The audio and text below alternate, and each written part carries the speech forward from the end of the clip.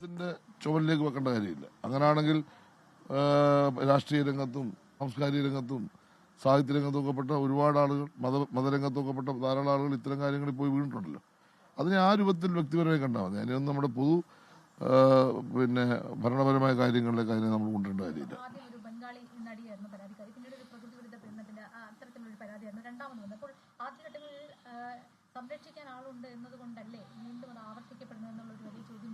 ഇല്ല, ഒരിക്കലും സംരക്ഷിച്ചിട്ടില്ല.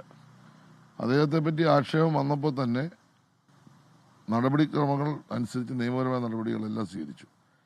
അദ്ദേഹം ഒഴിവാക്കപ്പെടുകയും ചെയ്തു.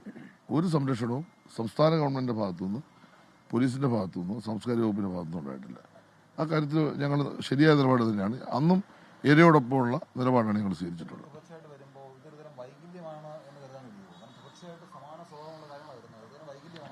അതൊക്കെ ഇപ്പോൾ നിങ്ങൾ വിലയിരുത്തുക. ഇപ്പം എന്തായാലും ഇതിപ്പോൾ തുടർച്ചയായി വരുന്ന ഒരു സംഭവം, അതൊരു പൊതുസമൂഹത്തിന്റെ മുമ്പിൽ അതൊരു മ്ലേച്ഛമായ കാര്യമായിട്ടാണ് ഞാൻ കാണുന്നത്.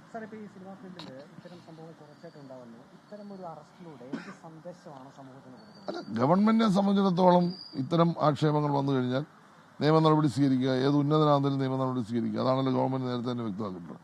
അത് ആരെവിടെ എങ്ങനെയെന്നുള്ള ചോദ്യം ഗവൺമെന്റ് മുമ്പിലില്ല. ഇപ്പം ഈ കാര്യത്തിൽ ഒരു ആക്ഷേപം വന്നിരിക്കുന്നു, അത് സംബന്ധിച്ച് പോലീസ് അന്വേഷിക്കുന്നു. അന്വേഷണത്തിൽ എന്തെങ്കിലും വസ്തുത ഉണ്ടെന്നുള്ളതുകൊണ്ടാണ് അറസ്റ്റ് ചെയ്തത്. അപ്പോൾ സ്വാഭാവികമായിട്ട് അന്വേഷണം തുടരട്ടെ. അന്വേഷണം തുറന്നതിന് ശേഷം അദ്ദേഹം കുറ്റക്കാരനാണെങ്കിൽ നടപടിക്ക് വിധേയമാകട്ടെ. ആ സ്റ്റാൻഡ് തന്നെ സർക്കാർ. ആരുടെയും സംരക്ഷണം ആർക്കും ഉണ്ടാകത്തില്ല.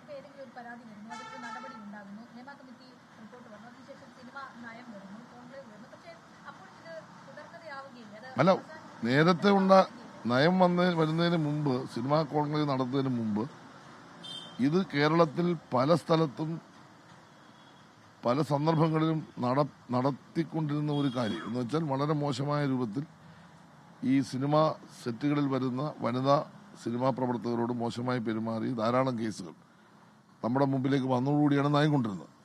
പക്ഷെ ഒരു കാര്യം ഞാൻ പറയാം, ആ കോൺക്ലേവും അതുമായി ബന്ധപ്പെട്ട ഇന്റേണൽ കമ്മിറ്റിയെല്ലാം വന്നതിന് ശേഷം ഒട്ടേറെ ഉണ്ടായിരുന്ന ആക്ഷേപങ്ങൾ കുറഞ്ഞു. വലിയ തരത്തിൽ ഇപ്പോൾ ഒരു ഇടപെടൽ വന്നിട്ടുണ്ട്. ഇപ്പം നല്ല നിലയിൽ തന്നെ സെറ്റിൽ സംവിധായകരും നിർമ്മാതാക്കളും ശ്രദ്ധിക്കുന്നുണ്ട്. അല്ലെങ്കിൽ എന്തെങ്കിലും കാര്യമുണ്ടെങ്കിൽ ഇന്റേണൽ കമ്മിറ്റിന് പരാതി കൊടുക്കാം. പരാതി കൊടുത്താൽ മണിക്കൂറുകൾക്ക് നടപടിയെടുക്കും.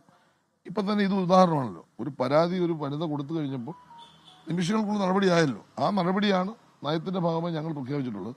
ഇനി അതിന്റെ നിയമനിർമ്മാണത്തിലേക്ക് പോകുമ്പോൾ കറക്റ്റായിട്ട് തന്നെ സിനിമ മേഖലയിൽ സ്ത്രീക്ക് പുരുഷനും തുല്യമായ പരിഗണന ഉണ്ടാകും. ഒരു കാരണവശാലും സ്ത്രീകൾക്കെതിരായിട്ടുള്ള ആക്രമണത്തെ സപ്പോർട്ട് ചെയ്യുകയോ അല്ലെങ്കിൽ അതിനെ സഹായിക്കുന്ന നിലപാടല്ല. കടുത്ത നടപടിയിലേക്കായിരിക്കും ഗവൺമെന്റ് പോകുന്നത്. സംഭവം നടന്നു എന്ന് പറയുന്നത് ജനുവരി മാസമാണ്, അധികമായിട്ടില്ല.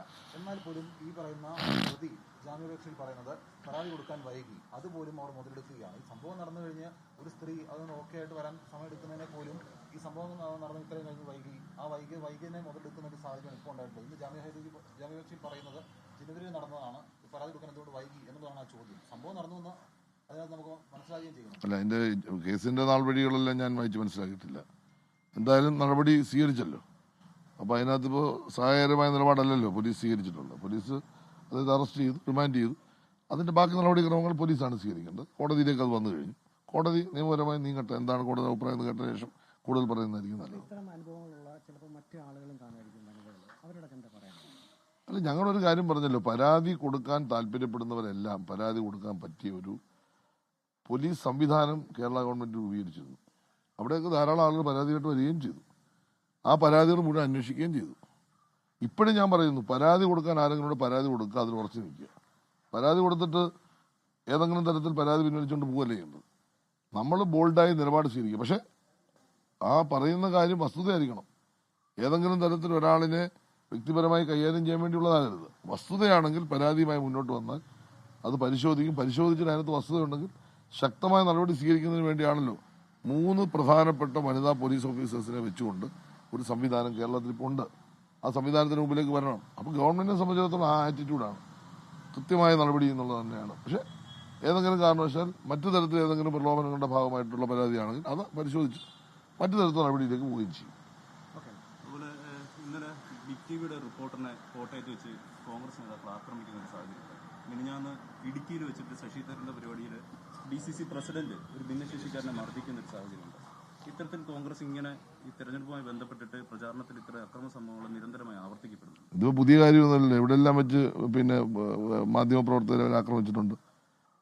ഞങ്ങള് ഇപ്പൊ കേരളത്തിൽ ഏറ്റവും കൂടുതൽ മാധ്യമപ്രവർത്തകരെ പിന്നെ ആക്രമിക്കുമ്പോൾ അതിനെതിരെ വർത്തമാനം പറയുന്നവരെയാണല്ലോ നിങ്ങൾ ആക്രമിച്ചുകൊണ്ടിരിക്കുന്നത്. നിങ്ങൾ ആക്രമിക്കുന്നത് തിരിച്ചാണല്ലോ. അപ്പൊ നിങ്ങൾ അവിടെ പോയി അവരെ സഹായിക്കും.